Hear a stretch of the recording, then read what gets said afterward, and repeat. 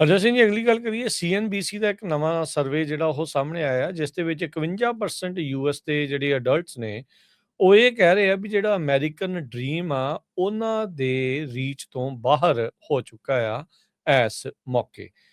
ਸੋ ਇਹ ਜਿਹੜਾ ਉਹ ਕਹਿੰਦੇ ਆ 45% ਜਿਹੜੇ ਇਸ ਸਰਵੇ ਨੂੰ ਰਿਸਪੌਂਡ ਕਰਨ ਵਾਲੇ ਉਹਨਾਂ ਨੇ ਕਿਹਾ ਵੀ ਕੁਝ ਕੁ ਲੋਕਾਂ ਦੇ ਲਈ ਹੀ ਇਹ ਜਿਹੜਾ ਅਮਰੀਕਨ ਡ੍ਰੀਮ ਆ ਉਹ ਹੁਣ ਬਚਿਆ ਆ।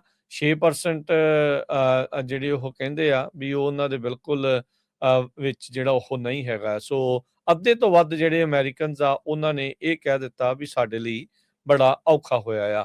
1930 ਦੇ ਦਹਾਕੇ ਦੇ ਵਿੱਚ ਜਿਹੜਾ ਅਮਰੀਕਨ ਡ੍ਰੀਮ ਟਰਮ ਆ ਉਹ ਕਾਫੀ ਜ਼ਿਆਦਾ ਪਾਪੂਲਰ ਹੋਈ ਸੀ।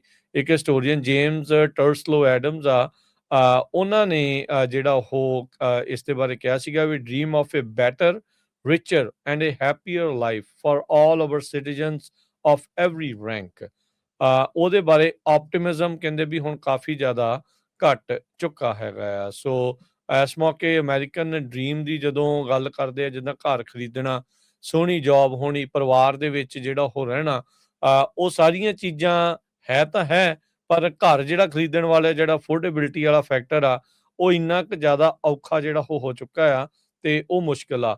ਕਾਸਟ ਆਫ ਲਿਵਿੰਗ ਕਹਿੰਦੇ ਵੀ ਸਭ ਤੋਂ ਵੱਡਾ ਜਿਹੜਾ ਫੈਕਟਰ ਆ ਉਹ ਇਸ ਟਾਈਮ ਬਣ ਚੁੱਕਾ ਹੈ, ਜਿਹਦੇ ਕਰਕੇ ਲੋਕ ਅਮਰੀਕਨ ਡ੍ਰੀਮ ਨੂੰ ਹੱਥ ਪਾਉਣਾ ਕਹਿੰਦੇ ਵੀ ਉਹਨਾਂ ਦੇ ਲਈ ਬਹੁਤ ਜ਼ਿਆਦਾ ਔਖਾ ਹੋ ਚੁੱਕਾ ਹੈ। ਘਰਾਂ ਦੀਆਂ ਪ੍ਰਾਈਸਿਸ ਵੀ ਲੋਕਾਂ ਨੂੰ ਰੋਕ ਰਹੀਆਂ ਆ, ਇੰਟਰਸਟ ਰੇਟ ਵੀ ਜਿਹੜੇ ਉਹ ਰੋਕਦੇ ਆ।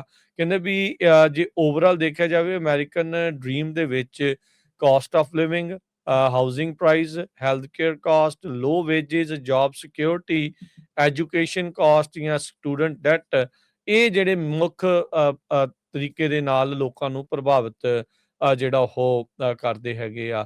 ਇਨਫਲੇਸ਼ਨ ਜਿਉਂ ਕੋਵਿਡ ਤੋਂ ਬਾਅਦ ਹਰਜੋਤ ਸਿੰਘ ਜੀ ਐਸੀ ਵਧੀ ਆ, ਉਹ ਅਜੇ ਤੱਕ ਕਾਬੂ 'ਚ ਕਿਸੇ ਦੇ ਵੀ ਨਹੀਂ ਆਈ। ਪ੍ਰਸ਼ਾਸਨ ਕਈ ਜਿਹੜੇ ਉਹ ਬਦਲ ਗਏ।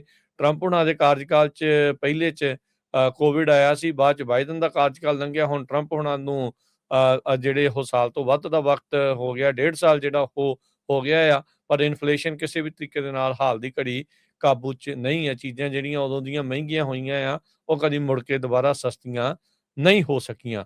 ਸੋ ਫਾਈਨੈਂਸ਼ੀਅਲ ਸਟੇਬਿਲਿਟੀ ਤੇ ਜਿਹੜੀ ਇਕੋਨਮੀ ਆ ਉਹ ਇਸ ਟਾਈਮ ਅਮਰੀਕਨ ਡ੍ਰੀਮ ਨੂੰ ਜੋ ਉਹਦੀ ਡੈਫੀਨੇਸ਼ਨ ਦੇ ਵਿੱਚ ਜਿਹੜੀ ਆਉਂਦੀ ਆ ਉਹਦੇ ਲਈ ਬੜਾ ਕੰਮ ਔਖਾ ਹੋਇਆ ਪਿਆ ਹੈਗਾ ਆ। ਸੋ ਅੱਧੇ ਤੋਂ ਵੱਧ ਅਮਰੀਕਨਸ ਇਹ ਇਸ ਟਾਈਮ ਇਸ ਸਰਵੇ ਦੇ ਵਿੱਚ ਹਿੱਸਾ ਲੈਣ ਵਾਲੇ ਲੋਕ ਮੰਨਦੇ ਨੇ ਵੀ ਹਾਊਸਿੰਗ ਤੇ ਅਮਰੀਕਨ ਡ੍ਰੀਮ ਸਾਡੇ ਵੱਸ ਤੋਂ ਬਾਹਰ ਜਿਹੜਾ ਉਹ ਹੁੰਦਾ ਜਾ ਰਿਹਾ ਹੈ।